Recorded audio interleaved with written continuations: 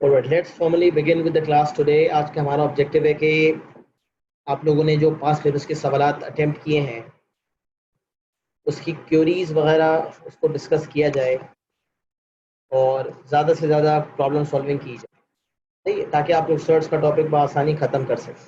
Alright, so let's start. Given that p is equals to under root 3 plus 1 upon under root 3 minus 1 expressed in its simplest third form p. तो part one is really simple. Part one में हमें rationalisation करनी है. तो मैंने कहा p is equals to under root 3 plus 1 upon under root 3 minus 1. तो ये हो जाएगा, मल्टीप्लाई करूंगा अंडर रूट 3 प्लस 1 से और अंडर रूट 3 प्लस 1 से डिवाइड भी करूंगा. जो डिनोमिनेटर होता है उसका कॉन्जुगेट सर्ट क्या होगा, वही चीज़ है with opposite sign. Root 3 minus 1 है डिनोमिनेटर में, तो उसकी ऑपोजिट साइन है प्लस 1.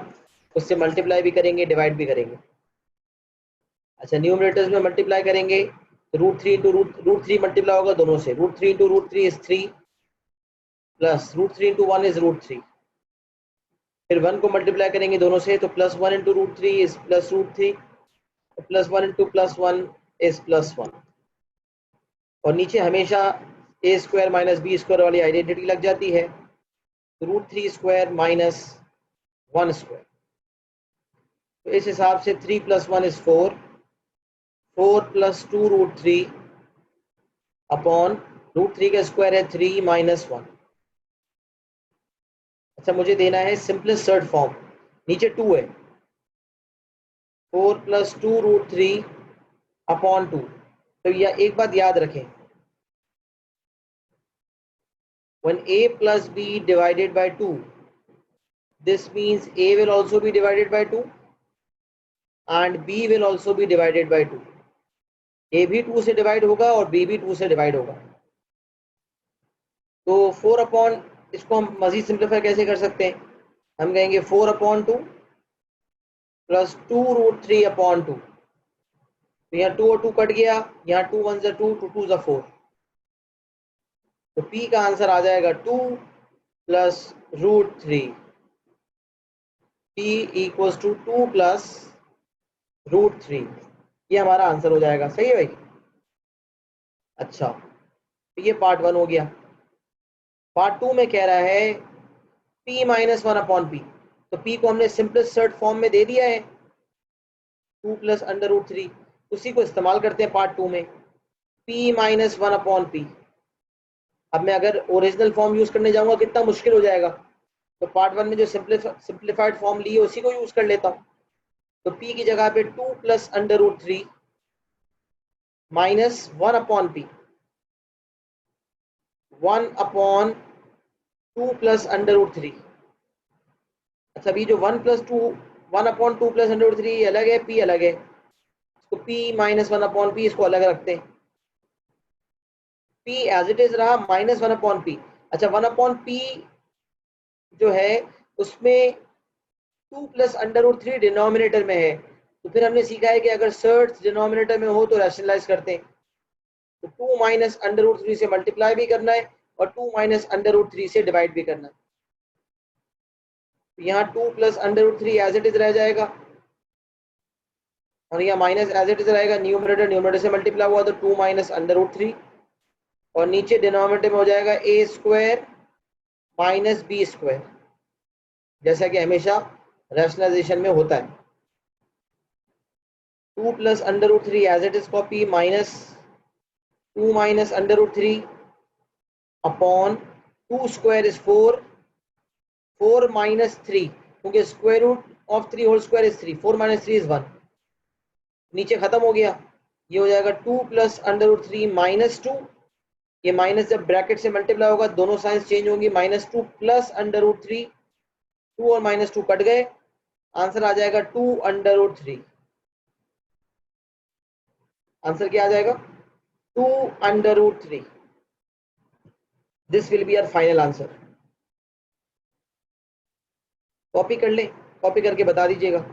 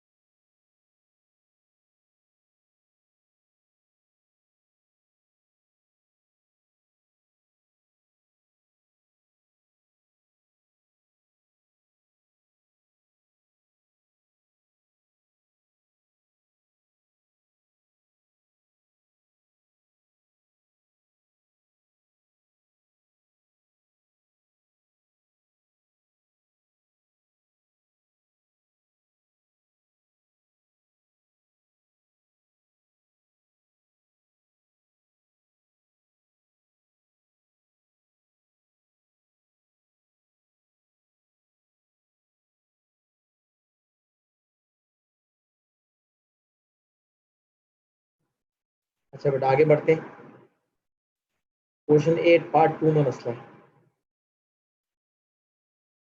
अच्छा बेटा question 8, the diagram shows a triangle ABC where B is right angle, where B is a right angle, the length of AB is 3 root 2, 3 plus root 2, and the length of BC is 3 minus root 2. Find the length of AC. अच्छा Pythagoras theorem है in the form root K where K is an integer. Very good. तो Pythagoras theorem लगेगा, right angle triangle है, हमें पता होना चाहिए A C square is equals to A B square plus B C square. इस हिसाब से A C square is equals to A B square, तो ए बी है 3 प्लस अंडर रूट 2 का whole square plus B C square, ये हो जाएगा 3 minus under root 2 का whole square, A C square as it is, A plus B whole square देते हैं, खोलते हैं इसको 3 प्लस रूट 2 के स्क्वायर को, तो 3 स्क्वायर 9 प्लस 6 रूट 2 प्लस 2,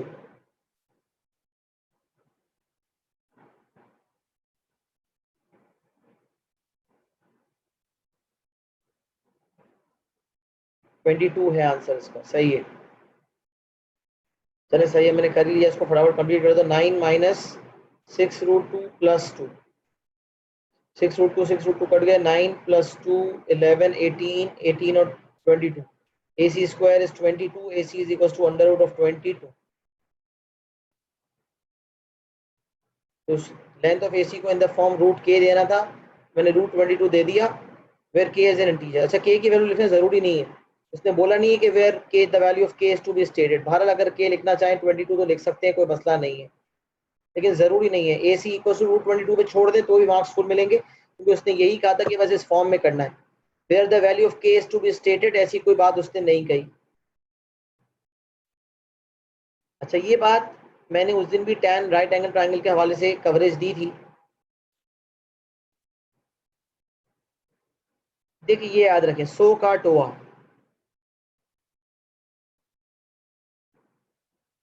और अगर मैं किसी एंगल की बात करता हूं, लेट सपोज ये थीटा है, तो थीटा के सामने ऑपोजिट है, थीटा के बराबर में जो साइड है उसे कहते हैं एडजेसेंट, और 90 के सामने जो साइड है उसे कहते हैं हाइपोटेन्यूस।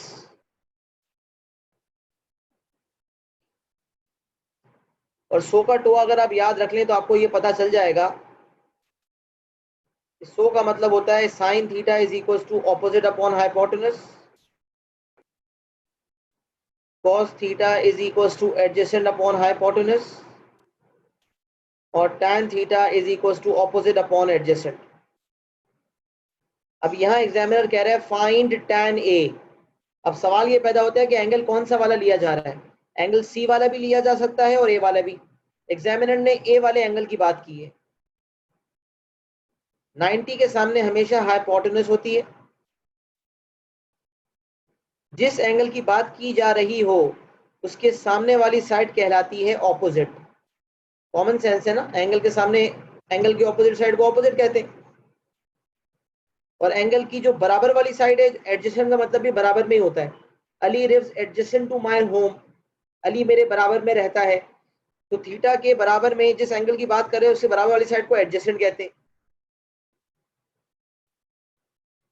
तो अगर मुझे tan A की बात की जा रही है तो tan होता है TOA, which means opposite upon adjacent. तो एंगल A के हिसाब से ऑपोजिट क्या है, 3 माइनस अंडर रूट 2, और एडजेसेंट क्या है 3 प्लस अंडर रूट 2। अब उसने मुझे कहा कि tan A को in the form a plus B root 2 upon C देना है, फिर a b and c are integers, तो रैशनलाइज करते हैं, into 3 minus root 2 upon 3 minus root 2। जी दोहा। सर थीटा से क्या वो हो रहा है, शो हो रहा है, थीटा क्या है? Angle, theta is angle.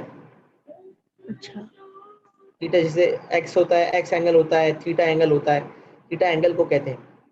तो अभी यहाँ एंगल का नाम है ए, सवाल के अंदर एंगल का नाम है ए।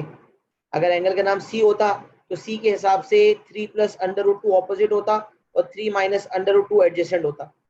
जिस एंगल की सवाल बात कर रहा होगा उसके सामने वाली साइड को ऑपोजिट कहेंगे और उसके बराबर वाली साइड को एडजेसेंट कहेंगे। शायद तुमने ये सोका टू वाला टॉपिक अभी पढ़ा नहीं है स्कूल में, इसलिए तुम्हें ये मसले मसाइल हैं, इसलिए मैं थोड़ा ब्रीफ से बता रहा हूँ, थोड़ी अंदाजा हो रहा है, तुम्हें समझ में आ रहा है? आ रहा होगा यकीनन। अच्छा, अब ये मैंने जो है वो रेशनलाइज करना है। तो ए एंगल है, जैसे थीटा है उस तरह एंगल ए है, तो ए के हिसाब से हमने ऑपोजिट और एडजेसेंट डिसाइड किया। सो का टू लिख लें अपने पास, आपको याद रहेगा कि साइन थीटा किसके बराबर है, कॉस थीटा किसके बराबर है और टैन थीटा किसके बराबर है। तो tan theta is opposite upon adjacent.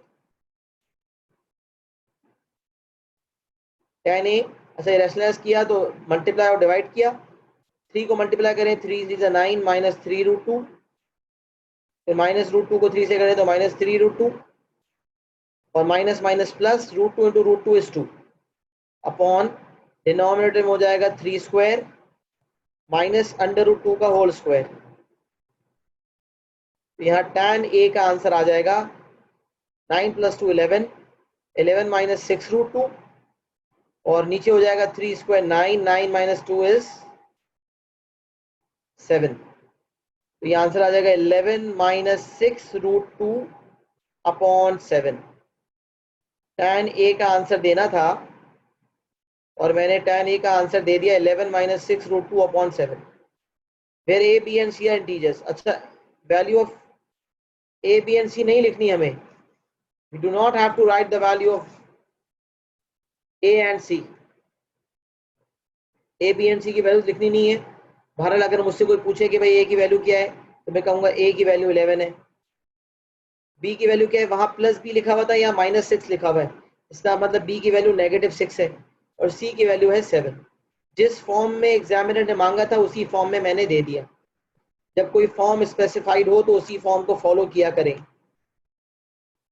Copy कर ले तो आगे बढ़ जाते हैं। और समझ आ गया, डन भी लिख दीजिएगा।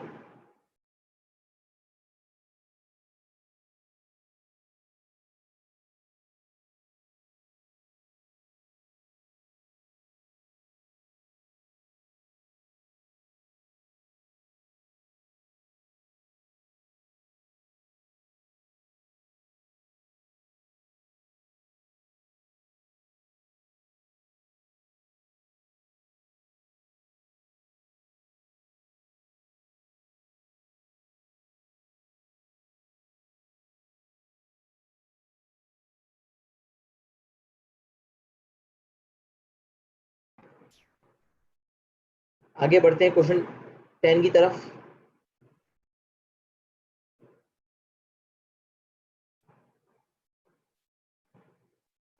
Question 10 part 1, show that 5 plus 3 under root 2 whole square equals to 43 plus 30 root 2। Part 1 show करना था और बआसानी आपने शो कर दिया without any problem. a plus B whole square is a square plus 2ab plus B square, आपने expand किया और आपका आंसर शो हो गया। फिर इसने लिखा हैंस। हैंस का मतलब है कि पार्ट 1 में जो काम किया उस रिजल्ट को इस्तेमाल करना है। हैंस का मतलब जो पार्ट 1 में काम किया है उस रिजल्ट को इस्तेमाल करना है। Hence find without using a calculator.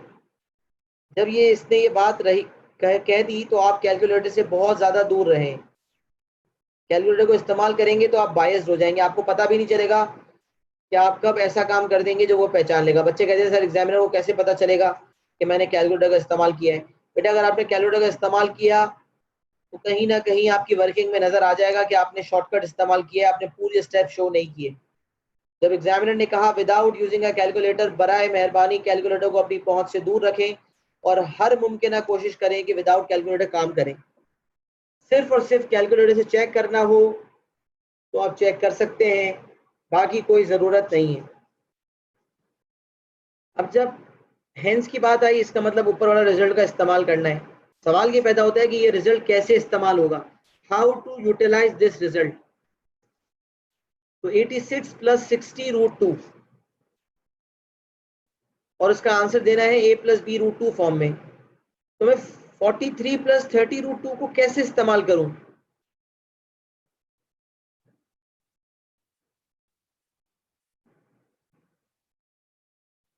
अच्छा एक मिनट, मुझे क्या कहा जा रहा है पहले देख लेता हूँ। Hence find the without calculator the positive square root of, मुझे पार्ट 2 में कहा जा रहा है कि square root of 86 plus 60 root 2 निकालें।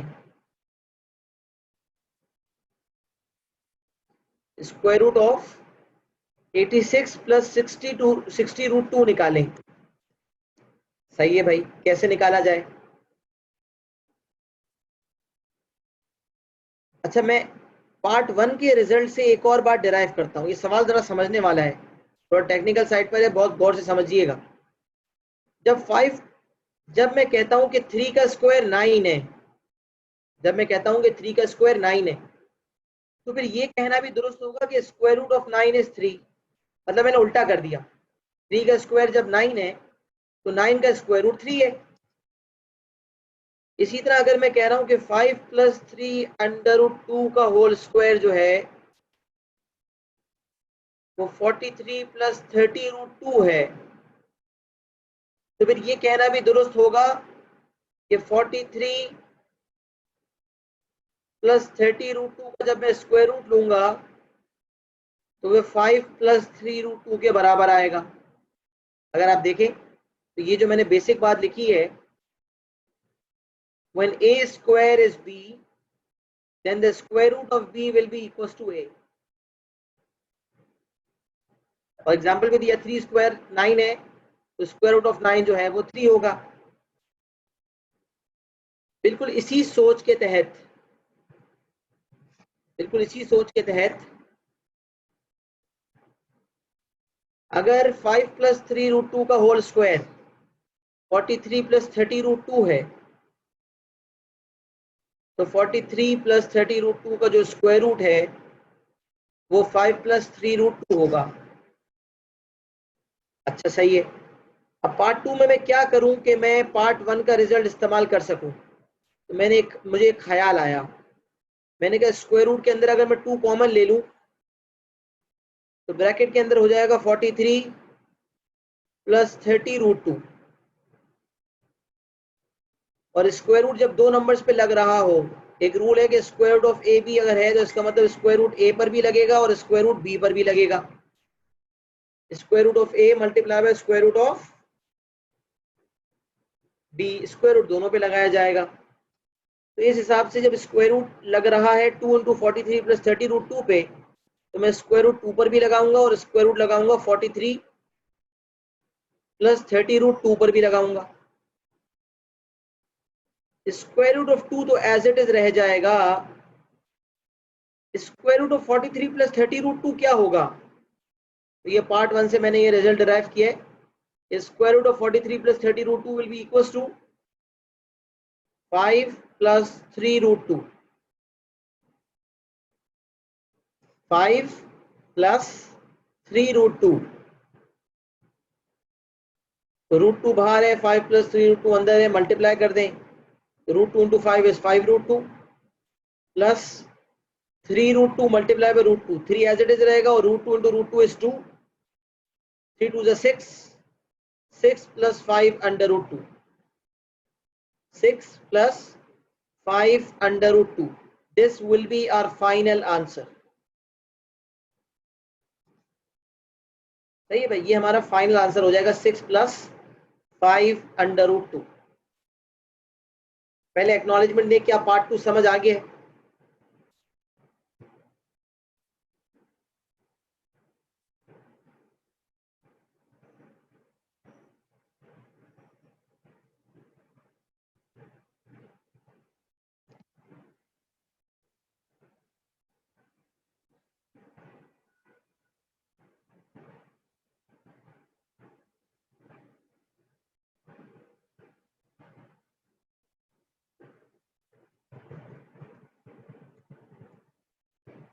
पार्ट 2 समझ आ गया बेटा मुकम्मल तौर पे?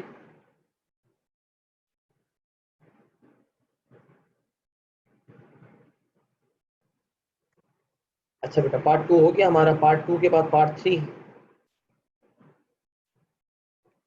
43 माइनस 30 रूट 2 का स्क्वायर रूट चाहिए, तो square root of 43 minus 30 root 2, अच्छा, आप ऊपर अगर आप देखें तो square root of 43 plus 30 root 2 is equal to 5 plus 3 root 2। तो कॉमन सेंस की बात है कि square root of 43 minus 30 root 2 will be equal to 5 minus 3 root 2। 5 plus 3 root 2 का स्क्वायर 43 प्लस 30 रूट 2 बना है ना। तो अगर 5 माइनस 3 रूट 2 का स्क्वायर किया होता तो 43 माइनस 30 रूट 2 बनता। चेक करना चाहते हैं चेक भी कर लें कंफर्मेशन के लिए, अभी नहीं बाद में कर लीजिएगा। जब इसका स्क्वायर ये है तो इसका मतलब square root of 43 minus 30 root 2 जो है वो बराबर होगा 5 माइनस 3 रूट 2 के। ये तो डायरेक्टली पार्ट 3 का आंसर तो डायरेक्ट एक स्टेप में देना था। पार्ट 4 1 अपॉन 43, अच्छा स्क्वायर रूट ऑफ, इसका भी स्क्वायर रूट निकालना है ना, सही है। देखिए square root of 1 upon 43 plus 30 root 2, तो स्क्वायर रूट जब लिया तो ऊपर स्क्वायर रूट ऑफ 1 और नीचे square root of 43 plus 30 root 2, और square root of 43 plus 30 root 2 क्या है भाई, root of 1 is 1 and square root of 43 plus 30 root 2 is 5 plus 3 root 2। अब क्योंकि ये 5 plus 3 root 2 डिनोमिनेटर में आया लिहाजा ये रैशनलाइज होगा। 5 minus 3 root 2 और 5 minus 3 root 2, तो न्यूमरेटर में आ जाएगा 5 minus 3 root 2 और डिनोमिनेटर में आ जाएगा 5 स्क्वायर minus 3 root 2 का whole square which is 5 minus 3 root 2 और नीचे हो जाएगा 25 minus 9 to the 18, 7 आ जाएगा। 9 to the 18, 25 minus 18 is 7, 5 minus 3 root 2 upon 7, this will be the final answer। कर लें कॉपी फटाफट।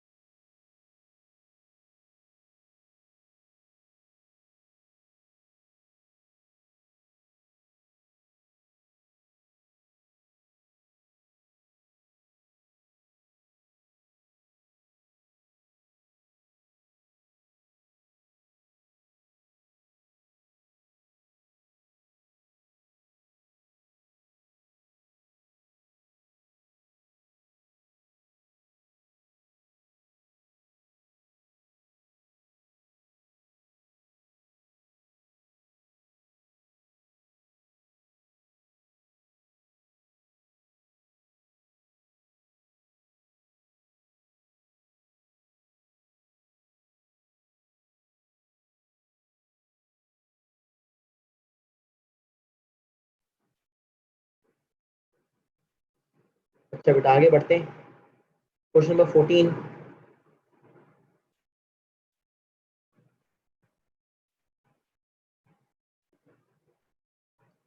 क्वेश्चन 14 का भी पार्ट 2 बोला है ना, 14 का पार्ट 2, पार्ट 3 नहीं। चलिए देखते हैं। पार्ट 1 देखा तो 8 अपॉन रूट 3 प्लस 1 को जब आपने रेशनलाइज किया होगा तो वो हो चुका होगा 8 upon root 3 plus 1 multiply by root 3 minus 1 upon root 3 minus 1, ये हो जाएगा 8 रूट 3 माइनस 8 अपॉन रूट 3 का स्क्वायर 3 माइनस 1 का स्क्वायर 1, ये 2 हो गया। तो ये हो जाएगा 4 रूट 3 माइनस 4, और अगर आप 4 कॉमन ले लें तो ये हो जाएगा रूट 3 माइनस 1।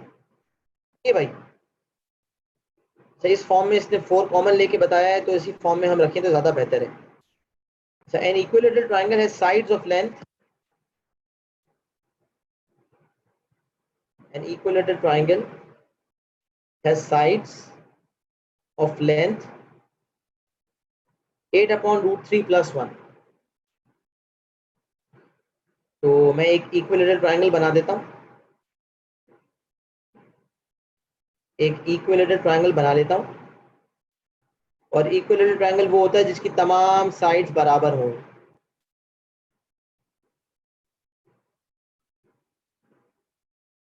तो ये ना तमाम साइड्स क्या हो, बराबर हो। अच्छा, अब क्या है, तमाम साइड्स क्या है, 8 अपॉन रूट 3 प्लस 1, जिसे मैंने सिंप्लीफाई करके कर दिया है 4 अंडर रूट 3 माइनस 1। इसका मतलब ये वाली साइड भी 4 अंडर रूट 3 माइनस 1 है, ये वाली साइड भी 4 अंडर रूट 3 माइनस 1 है, और ये वाली साइड भी 4 अंडर रूट 3 माइनस 1 है। इक्विलेटरल ट्राइंगल की तमाम साइड्स बराबर होती हैं। तमाम साइड्स हो गई 4 ब्रैकेट अंडर रूट 3 माइनस 1। अच्छा, फिर हमने कहा show that the height of the triangle is 6 minus 2 root 3। अच्छा, इक्विलेटरल ट्राइंगल का एक बड़ा प्यारा सा उसूल है कि जब एक आइसोसेलेस ट्राइंगल में और इक्विलेटरल ट्राइंगल में, इक्विलेटरल में तो ये है कि अगर कहीं से भी किसी भी पॉइंट से अगर एक लाइन ड्रॉप होगी तो वो 90 डिग्री पे ड्रॉप होगी, और जब मतलब कभी भी किसी पॉइंट से परपेंडिकुलर ड्रॉप करेंगे तो वो बेस को बाइसेक्ट करेगा, बेस को बाइसेक्ट करेगा। और बाइसेक्ट का मतलब होता है to cut into two equal parts. Bisect का मतलब होता है टू कट इनटू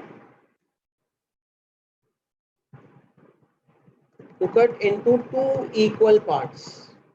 ये बाइसेक्ट का मतलब है। तो 4 रूट 3 माइनस 1 है, इसे दो इक्वल पार्ट्स में डिवाइड कर देते हैं।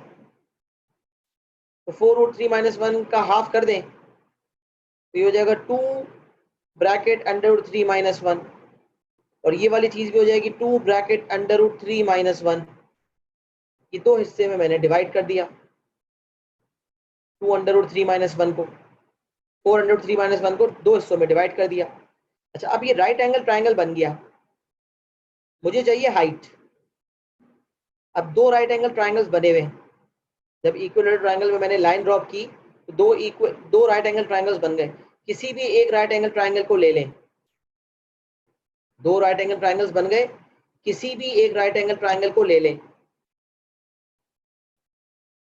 तो मैंने इस राइट एंगल ट्राइंगल को ले लिया, ये वाले को। अच्छा, अब पाइथागोरस थ्योरम लगाया। तो पाइथागोरस थ्योरम क्या है, ये जो लॉन्गेस्ट साइड का स्क्वायर है, तो लॉन्गेस्ट साइड है 4 अंडर रूट 3 माइनस 1, इसका जो स्क्वायर है that is equals to h square plus 2 bracket under root 3 minus 1 का होल स्क्वायर। अच्छा, इसको खोलेंगे तो ये स्क्वायर दोनों पे लगेगा, 4 पे भी लगेगा, 4 का स्क्वायर हो गया 16, और अंडर रूट 3 माइनस 1 का स्क्वायर हो गया अंडर रूट 3 माइनस 1 का स्क्वायर। स्क्वायर जरूर रहने दें, ये हो गया एच स्क्वायर प्लस 2 का स्क्वायर हो गया 4, और ये हो गया अंडर रूट 3 माइनस 1 का होल स्क्वायर। अच्छा, अब अगर आप इन दोनों को देखें, इसको और इसको देखें, वैसे तो इसको एक्सपैंड करके भी आप कर सकते हैं, लेकिन अगर आप डायरेक्टली देखना चाहें ना तो ये जब माइनस होगा तो ये हो जाएगा, ये कैलकुलेशन में यहाँ कर रहा हूँ, यहाँ पर कर रहा हूँ कंटिन्यू, चलिए नीचे ही कर देता हूँ। तो 16 अंडर रूट 3 माइनस 1 का whole square minus 4 under root 3 minus 1 का whole square is equal to h square. अब जैसे 16x माइनस 4x 12x होता है ना, बिल्कुल इसी तरह 16 अंडर रूट 3 माइनस 1 का स्क्वायर और माइनस 4 अंडर रूट 3 माइनस 1 का स्क्वायर। इसमें अगर अंडर रूट 3 माइनस 1 का होल स्क्वायर कॉमन ले लें तो 16 माइनस 4 बच जाएगा, यानी कि ये हो जाएगा 12 अंडर रूट 3 माइनस 1 का whole square is equal to h square. और h निकालने के लिए h निकालने के लिए आप अंडर रूट लगा देंगे। जब अंडर रूट लगाएंगे तो अंडर रूट लगेगा 12 पे भी और अंडर रूट 3 माइनस 1 के होल स्क्वायर पे भी लगेगा।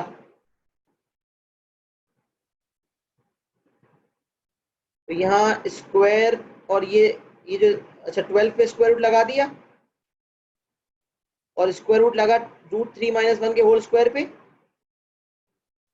तो रूट 3 माइनस 1 का होल स्क्वायर और स्क्वायर रूट कट गए, तो रूट 3 माइनस 1 स्क्वायर रूट के बाहर आ गया। अब रूट 12 को दोनों से मल्टीप्लाई करवा दें। अच्छा रूट 12 सिंप्लीफाई भी हो सकता है। रूट 12 को कैसे सिंप्लीफाई करें? रूट 12 होता है 4 multiply by 3 which means 2 root 3। ये हो जाएगा 2 root 3 multiply by root 3 minus 1। 2 root 3 into 2 root 3 into root 3, 2 into 3 हो जाएगा माइनस 2 रूट 3। 2 3 जा 6, 6 minus 2 under root 3, 6 minus 2 under root 3। ये हमें हाइट शो करनी थी, हमने सक्सेसफुली शो कर दी।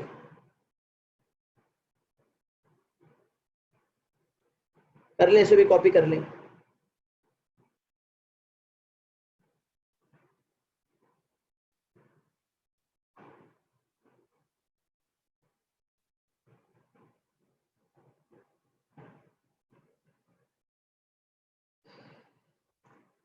जी बेटा पूछे सवाल।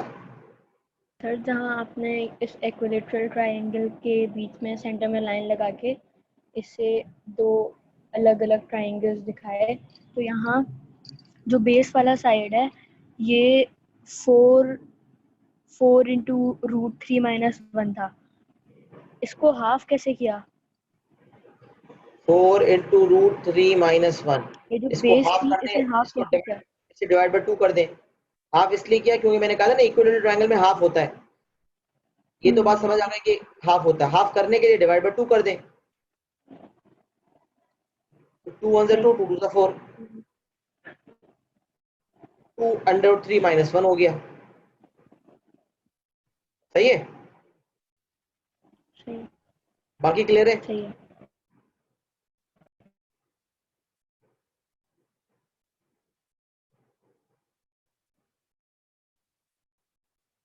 अच्छा फिर पार्ट 3 मुकम्मल कर लेते हैं, मेरे सवाल कॉपी कर लेना एक साथ। The part 3, hence or otherwise find the area of the triangle in the form p root 3 minus q। Area of triangle तो हम करना जानते हैं ना, area of triangle is half into base into height.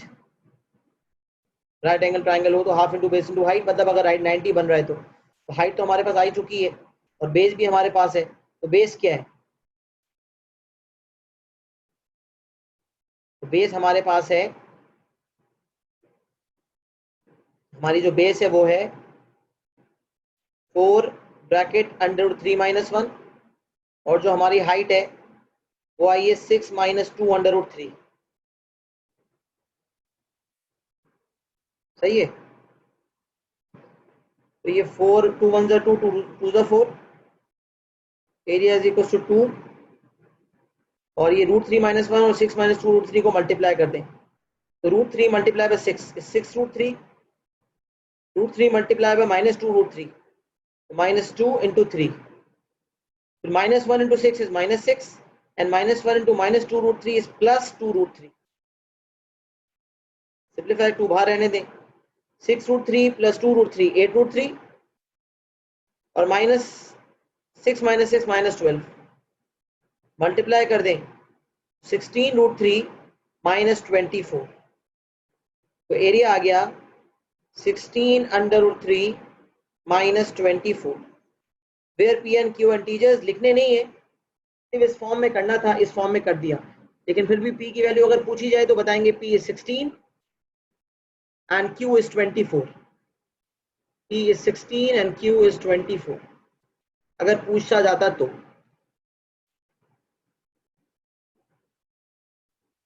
इस पार्ट को भी copy कर ले बेटा।